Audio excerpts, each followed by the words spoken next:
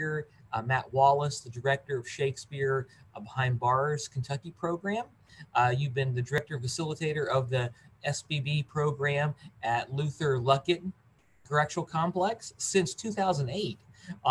And a bunch of seasons in different plays that you've done there. Also served as program director and facilitator at the Multidisciplinary Juvenile Arts Program. At also, I mean, you're just all over the place. Started at Louisville Day Treatment Center and started a program for 18 to 21-year-olds at the Eastern Kentucky Correctional Complex. You just have done incredible work. So when I read your bio, I said, you know what, we need to have this guy talk to you, Pike. So thank you for your service, bringing art and beauty into our world, and just really helping other people find their voice. So thanks for being with us. Well, thank you for having me. It's great to be here with you all. Who's familiar with, anybody familiar with Shakespeare Behind Bars? Oh, I love it when people haven't heard about it. That's exciting. What about Kentucky Shakespeare? So just a little bit about, is it okay if I screen share a little bit? Okay, great. So just wanted to talk a little bit about what we do and what I've been doing. So I'm Matt Wallace. I'm the producing artistic director of Kentucky Shakespeare. And Kentucky Shakespeare, can you see that? Great. Kentucky Shakespeare is the longest running free Shakespeare festival, non-ticketed Shakespeare festival in the United States. And we have been operating actually since 1949 when we were founded as the Carriage House Players. And I'm also the director of Shakespeare Behind Bars. And I've been doing that since 2008. Shakespeare Behind Bars actually started as a program of Kentucky Shakespeare. And then around 2010, we actually took it and branched out and made it its own not-for-profit. And I actually left Kentucky Shakespeare for a few years to really focus on that, and then was excited to come back to Kentucky Shakespeare. But I'm still a volunteer director of Shakespeare Behind Bars. Just a quick bit about what we do serving people at Kentucky Shakespeare. I fell in love with this company in 2001 when I came to perform as an actor in the summer season. Came down from Chicago and happened to fall in love with Louisville and Shakespeare and also my wife in the process. So we stuck around and decided to make a life. But what really drew me to Kentucky Shakespeare, I have been spending most of my career focusing on just being an actor and very, very much about me and acting and coming to this experience that was this free public service offered throughout the summer for people for all walks of life, and actually being up on stage and experiencing what that was like. Really, I fell in love with this company and that mission of access, and knew that that was something that I wanted to be a part of, and spent many years here as an actor. And then in 2013, got the opportunity for my dream job to lead Kentucky Shakespeare. We're the official Shakespeare Festival of the Commonwealth. We're also the most comprehensive in-school arts provider in the state. So when we're not in the midst of a worldwide pandemic, we serve about 70,000 kids in 90 plus counties, touring all over the state and region, bringing interactive arts programming for all ages throughout the state. And right now, we're doing that virtually and digitally. We also have many programs we developed over the past few years. Again, with that social service angle, our Shakespeare with Veterans program is in its 5th year, using Shakespeare with military veterans. And that really, in many ways, was an offshoot of Shakespeare Behind Bars. It was some of those same themes and what we're using the art to do. Shakespeare with Veterans came out of that. We have programs and senior centers, Shakespeare with Immigrants and Refugee program. We do an annual program with Down Syndrome of Louisville. We really believe Shakespeare is for everyone. And one of our former board members put it very well, that we're a professional, we're a social service agency that just happens to be a professional theater company. So that's really what our mission is about. But I really want to talk about Shakespeare Behind Bars today. When I came as an actor in 2001, Kurt Tofflin, who was our longtime producing artistic director at Kentucky Shakespeare, said to the acting company, I'm going to bring you out to the prison and we're going to see Titus Andronicus performed by inmates. Now, this was Shakespeare's bloodiest play. I wasn't really excited about going out there.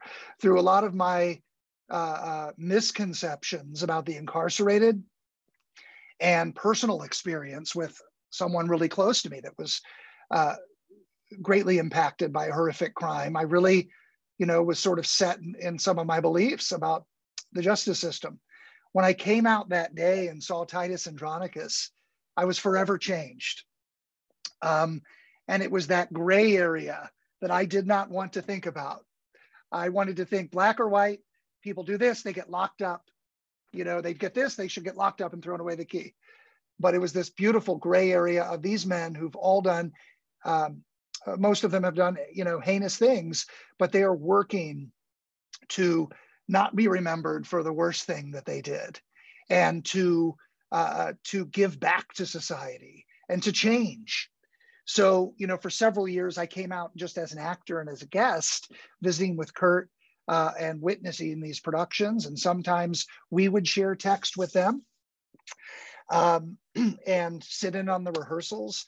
And this beautiful pursuit for truth in these performances.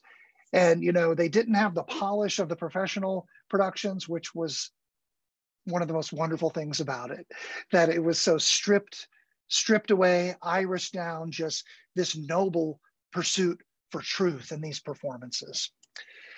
And after several years of going out and getting to know the guys and getting to know the program, Kurt retired.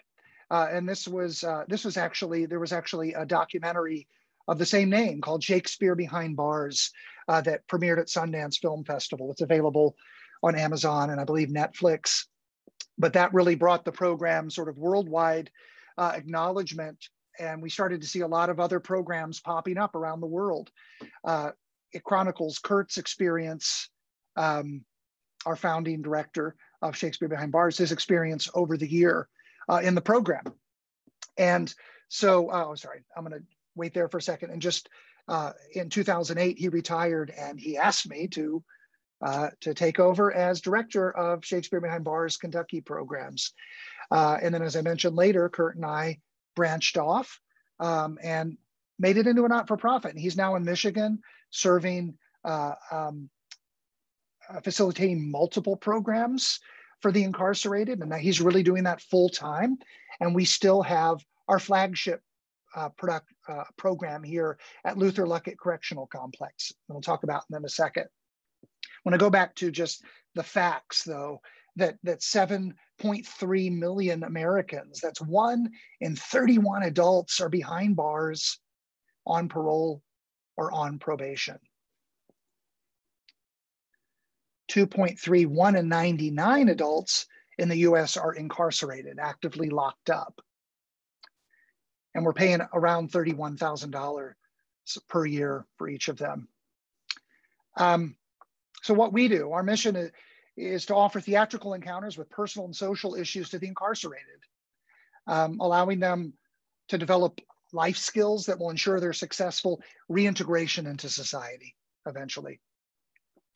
So I started in 2008, facilitating this program. That was me in my first year, and then we performed Macbeth, and was forever changed to not just get to witness the beautiful performances, but now get to facilitate this daily growth and these epiphanies daily that you don't get to see at the performances. So we spend almost a full year working on a production. We're now in our 26th year. We're on hiatus right now due to COVID. But in the spring, in a traditional year, I hand them a script for a Shakespeare play, and they spend the summer off while I'm doing Shakespeare in the Park here. and getting to know the play. And they cast themselves in the roles. They work it among themselves, you know, why do I have to play this role? And if you have two guys who want to play the same role, they have to work through that process and decide who's going to play that. When I come back in the fall, we spend about a month working on ensemble exercises, trust exercises. I have them all learn the same monologue, and we all do that throughout the month of September. I come out anywhere between 1 to 3 times a week. These photos are in the chapel. We often rehearse, and we always perform in the chapel. This was an inmate-built chapel, and is just perfect for this work of the Spirit that we're doing. So if you come to see a performance, this is where you'll see it. Throughout the year, we work on digging into the text, making personal connections. We use the word facilitator, whereas you might think of a traditional director as telling people where to go. Is exactly what we don't do. We're really facilitating their impulses and their ideas and their take on this character. And you know, usually at least 50% of our sessions are us talking and sharing. And many of the men comment that this is the one safe place they have in the facility. We have some student groups that will visit us during the year. That's what this is a photo of. But you know, spending the year slowly working through the Shakespeare play.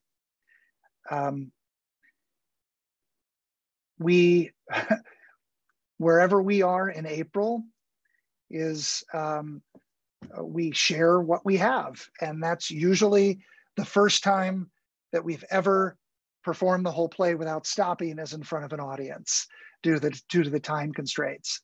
So we will do then in April 3 performances for inmate audiences, so that if they want to come up and see it in the chapel, and we have 4 performances for public. So at the end of April, audience members, family members, public, justice officials can come, and we'll have about 80 people a night, and share the work, which is a really important part, that it has an end, that this year-long process, this cathartic process has an end. And what you're seeing there is the last performance that we did before we weren't able to perform anymore. And that was King Lear for our 24th season. We have an ensemble of about 25 male inmates. As you can see, they also, just like in Shakespeare's play the female roles. We have some veteran actors who've been in the ensemble since it started, you know, for the full 25 years. And then we also have some apprentices that join us each year that have to get sponsored by one of our members. They have to have a year clear conduct, and then we bring them into the group.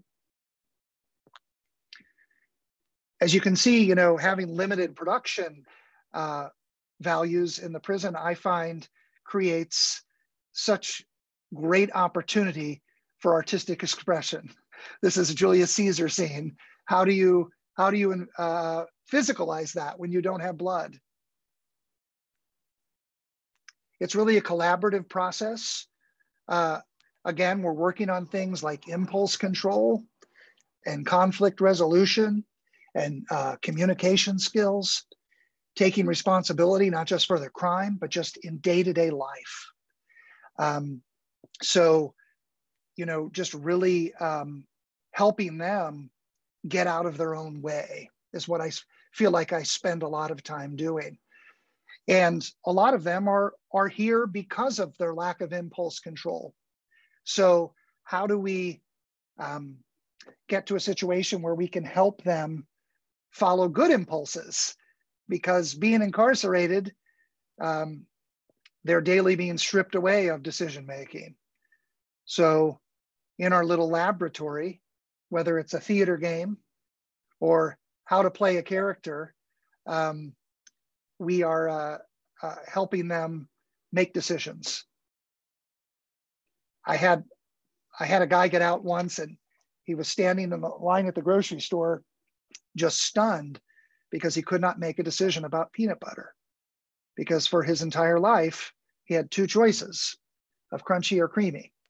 And just think about that little microcosm. It's just kind of overwhelming to think that if we're not giving them those skills to be able to make decisions, how can they function on the outside? Several years ago, the Department of Education asked me to start a program specifically addressing the needs of 18 to 21-year-olds incarcerated, an extremely at-risk population. To think about being that age and looking at 20, 30 years in prison, and the likelihood that you're going to fall into the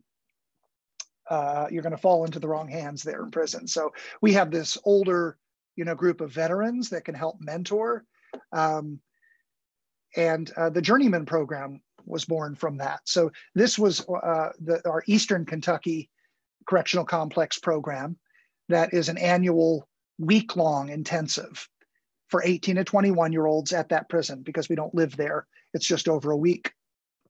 But we'll also get some of our older inmates who performed and worked with us at Luther Luckett Correctional Complex in LaGrange, who might be there at that prison, to come and help mentor. But we also now have it at North Point Training Center. I'm sorry, I thought I had another slide in there. North Point Training Center. And we also have, our main Journeyman program is at Luther Luckett, and that takes place over several months.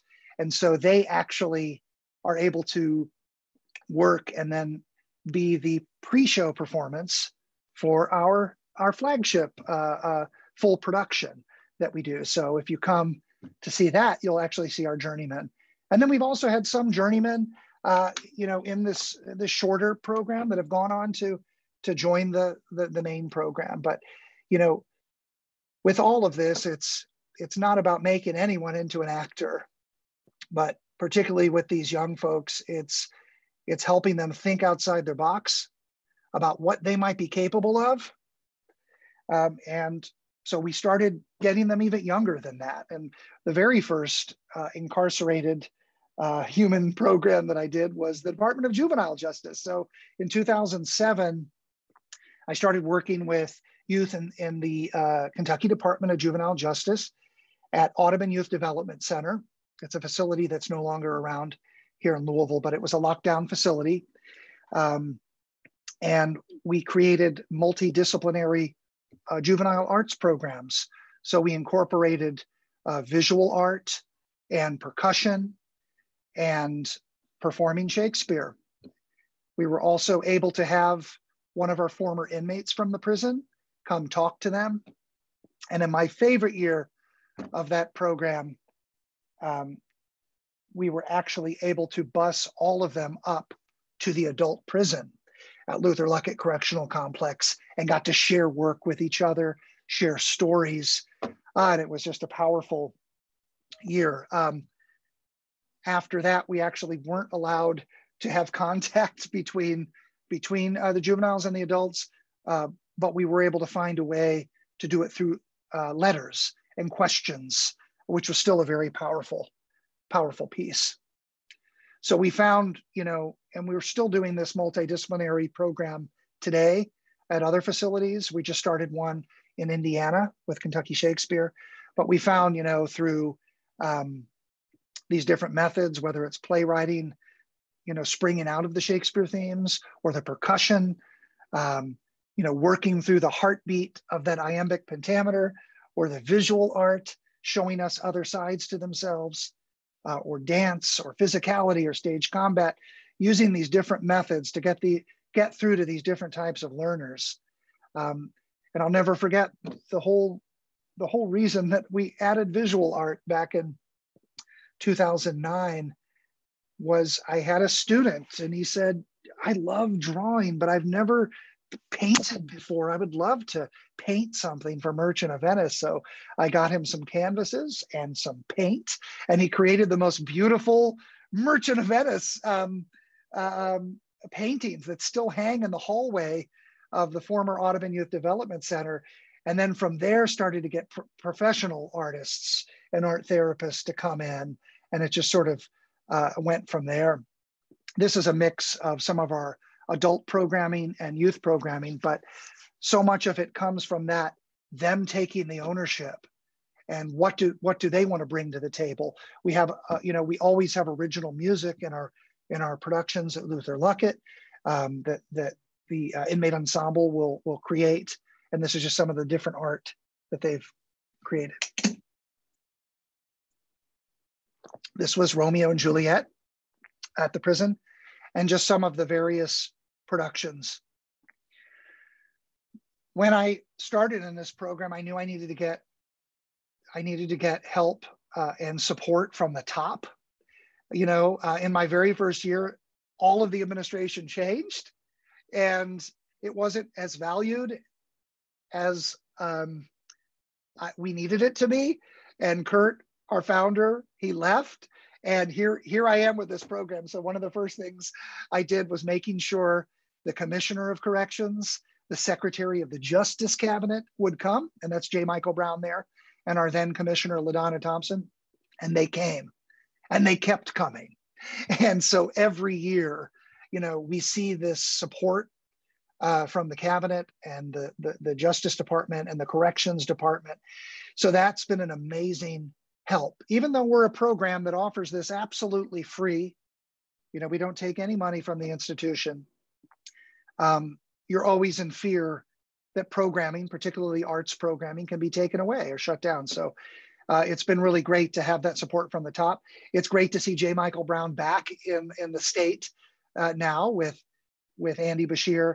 And something interesting about him, we would always, he was the Secretary of the Justice and Public Safety Cabinet, and we would take a photo every year with him.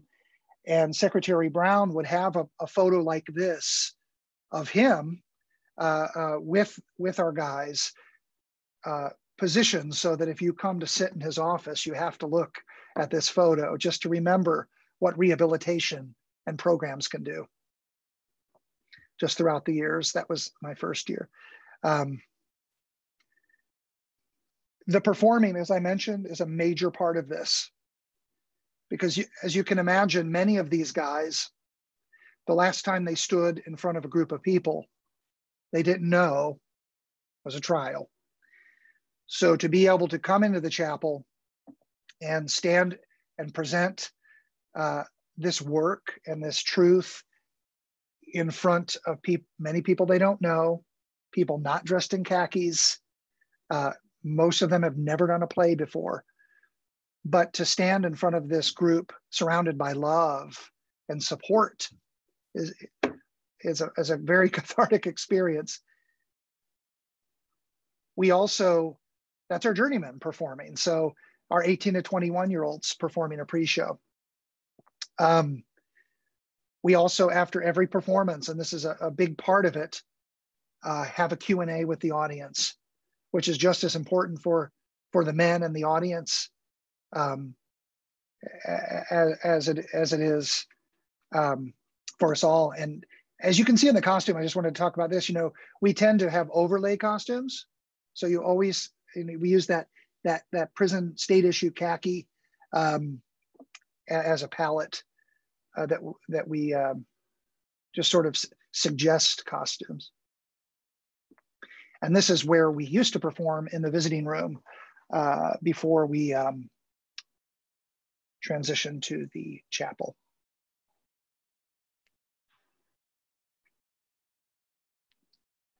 So right now we have about between 20 and 25 men participating in the program. And during COVID, I walked out the first week in March and never guessed that I would not be able to go back and not have contact with them. I have been permitted to send them scripts and a couple letters. So making sure that they have material to work on for our return. As corrections is looking at what happens with family visitation and programs, it's my hope that we will be able to have some sort of virtual contact because we do know it's going to be a long time before we're going to be able to be permitted to be back in person. On the other hand, in Indiana, we actually are back in person in a lockdown facility where they're quarantined and we have distance. So we actually are currently doing some juvenile programming at the Clark Regional Detention Center. Luther Luckett Correctional Complex is now a maximum security prison. It started as medium, and it's up in LaGrange, Kentucky, about 40 minutes away. This is one of our talkbacks with the audience. So afterwards, we come out and share. As I mentioned, it's one of the most powerful experiences. This is a former white supremacist, played Juliet. And you talk about change. And this is what we're witnessing right here, hugging Ron, who played the friar. I haven't looked at some of these photos in a while, and it's really exciting to know that some of these people are back out in society right now. 3 of the people in that picture. And another thing I love about our Secretary of the Justice Cabinet, he sits in the front row. He's right there. So we're in our 26th year. That was our most recent cast photo of our production. I have a couple co-facilitators, Keith McGill and Brian Hines. Now that I'm leading Kentucky Shakespeare, that is a great help. So we're sort of interchangeable out there. And that's our journeyman as well. Our national recidivism average is 64% roughly. That means 64% of people are going to get out and they're going to reoffend with new crimes. And our Kentucky recidivism rate is much better than that. It's half of that, around 30%. That means 32% are going to reoffend within 3 years of getting out. We track for all 25 years with Shakespeare Behind Bars, and we have a 6% recidivism rate tracking for all the history of the program. That is for anyone completing a year of the program. That's when they become an official member of the program. You know, we try to measure at Audubon Youth Development Center, we measured that during the residency, 94% of the kids improved their grades. There were 70% less critical incidents or violence write-ups during the time when they were with us. And just a couple of my favorite quotes to let them speak. You know, being part of the play helped me realize I could do or be anything I want to in life. We stood as a family for once since I've been at this facility. It's like I could fly. I can achieve something without having to do something illegal to get it. You know, and another quote that I love is one of the kids just remarking, you know, it was the same thing in our juvenile programs, doing a performance for their family and this positive energy and having teachers praise them. And I remember one saying, this is like a drug, you know, this is just getting that rush of hope and positivity and love. And some of our adults, and I love, this is Big G, one of our veterans. He's been in for 30 plus years. Shakespeare Behind Bars is all about changing the human heart. If you don't change the heart, all you have is an educated convict. Through playing another character, I learned to be myself. Empathy is massive in this program. Get to witness them playing, literally putting themselves in another person's shoes to play this character. And the discoveries of the hurt that they've caused. You know, I've seen a man playing a messenger role that you might think is a throwaway role, but having to break bad news to Lady Macduff, then knowing that she's getting ready to die, but to see the pain on the other actor's face and allowing him to reflect on the harm that he's done to his mother and his family and his victim. It's their safe space. People have asked me before, why do you do this? Why do you do this? Why do you want to work with them? And I think that 95%, at least 95% of the incarcerated people are going to get out at some point, and they're going to be our neighbors. How do we want them to be when they come out? Do we want to lock them up and throw away the key like I originally, thought? Or do we want to give them the life skills to contribute when they get out?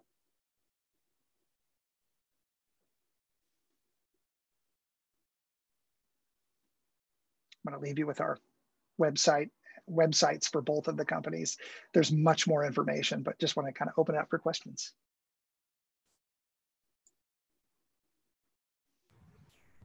Well, this is just exceptional. I'm just so drawn by the picture of the two gentlemen hugging, the white supremacist, and that was really, really moving.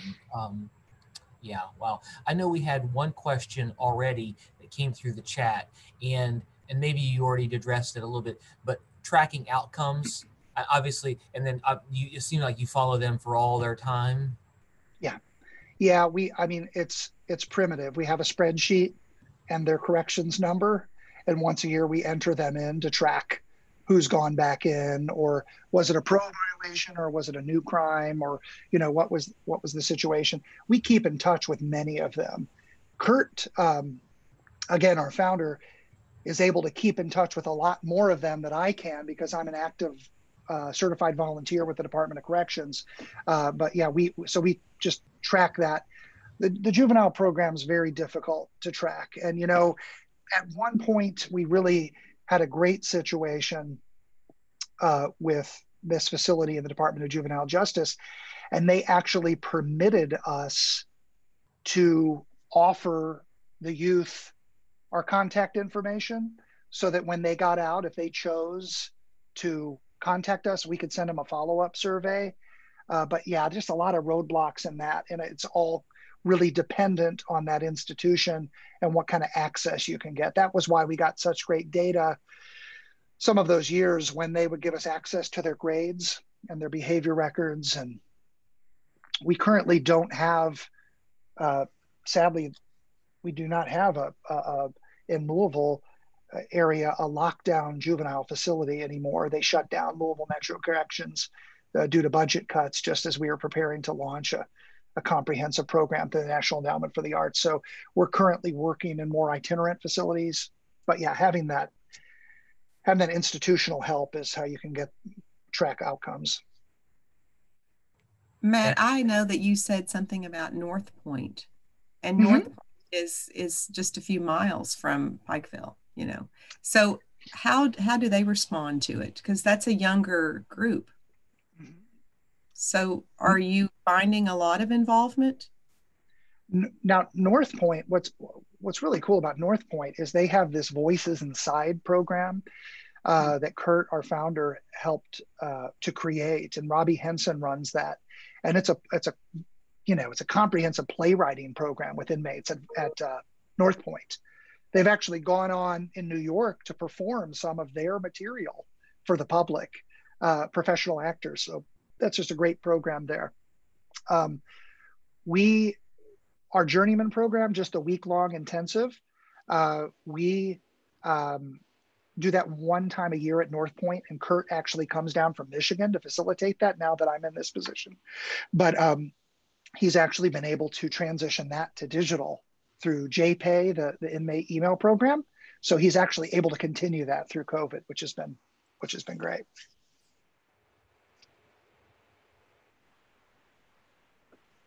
I wonder if you had any advice about working with administrators in different facilities, because I know that each place really kind of, depending on the spirit of the administrator, if you have any advice about that.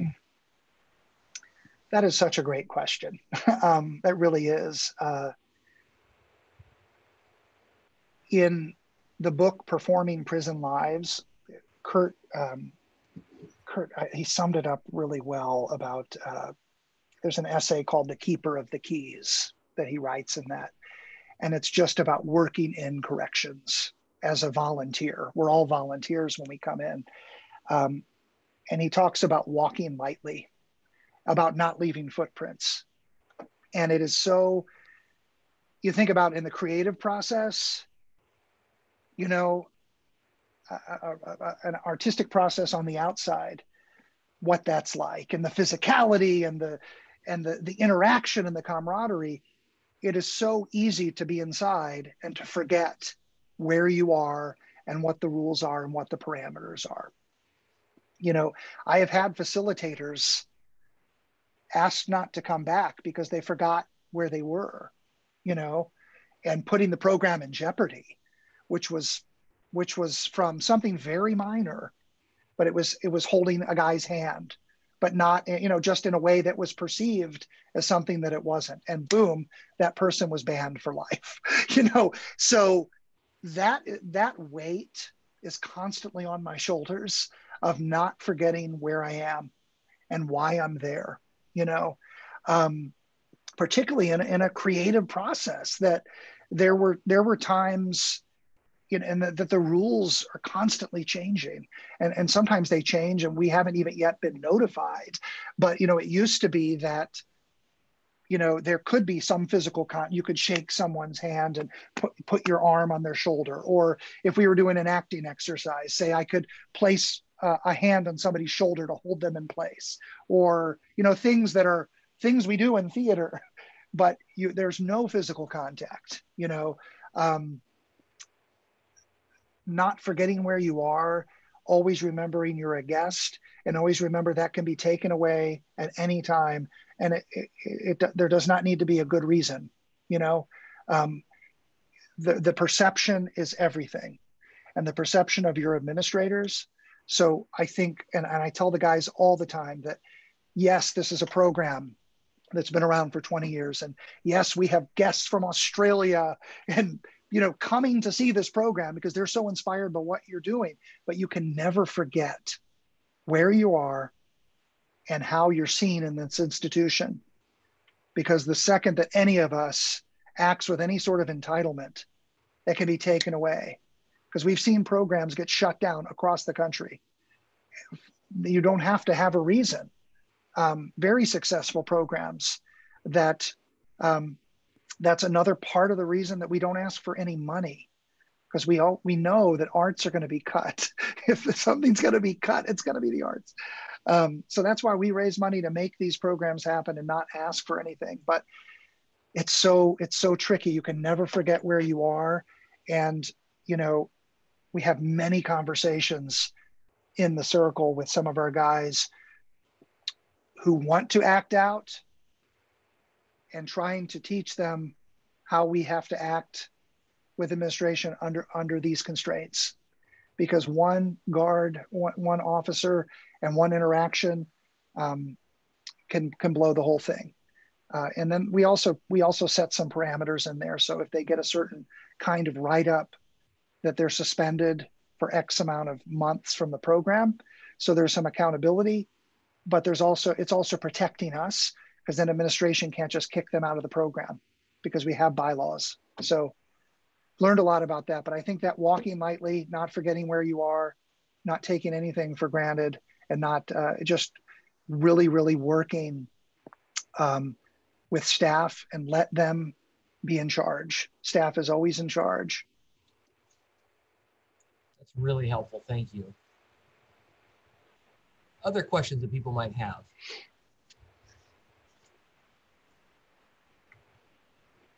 I've got a question, and I want to preface this by saying I am a Shakespeare professor, so this is not coming from a place of animosity. But I'm a little bit familiar with the program because I've read Amy Scott Douglas's book, which talks about Luther Luckett a great deal. But the question I had, even when reading that back in grad school, was why Shakespeare? I mean, again, like I said, I'm a Shakespeare professor, so this is not an animosity. Yeah. You know, but why that kind of work? Why this particular playwright? Is it the cachet of it being Shakespeare that helps get interest, or what? That's a great question. That's a great question. I would say it's exactly the opposite of the cachet in an institution trying to get people to do Shakespeare. Do you know what I'm saying? No, I've had that question before. I've had somebody say, why don't you just do Neil Simon or something that is just easier? Why, Shakespeare is always life and death circumstances, high stakes.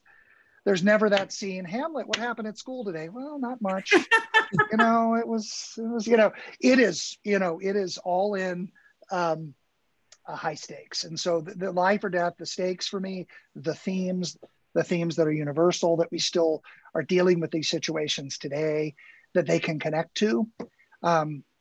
It's interesting. When we first started the juvenile program, I had the principal say to me, I can't believe they're doing Shakespeare. I cannot believe.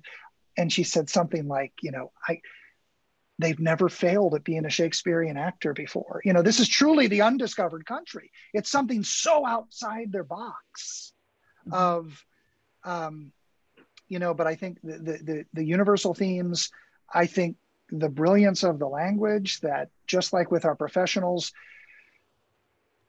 Shakespeare was a dramatist. He was writing for these to be performed, not read quietly. They were supposed to be read out loud. And when you say these words out loud, the meaning becomes clear and you feel what you're supposed to feel. So I think there's that visceral, thing that you can't explain about this rich vocabulary, giving them this greater emotional vocabulary that a lot of them could be locked up for their inability to properly identify other people's emotions. So this emotional, one of our guys talks about his toolbox, that that's another thing for my emotional toolbox, because before it was just rage, So I think that richness of the material, and also, we don't spend much time on who Shakespeare was. I think once a year, I will talk a little bit about who Shakespeare was and a little bit about iambic pentameter, but we are not getting mired in playing the verse. Because I know when I was in high school, that's what turned me off, because it was presented in, this is Shakespeare, you all should appreciate it. There are 10 syllables per line. It's called iambic pentameter. Isn't that a fancy word? We never approach, even in Kentucky Shakespeare, we don't lead with that, but we might lead with, there are two families that have been feuding for years. And does that relate? Do you relate to that? Or, just the themes or the stories, and even the text will never just throw, except for our adult program at the prison, because they are well versed in Shakespeare. I can throw a script at them and they'll read it, but we never lead with plopping out a Shakespeare play. So it's always about the themes or the ideas or some nuggets of text to get them excited about it.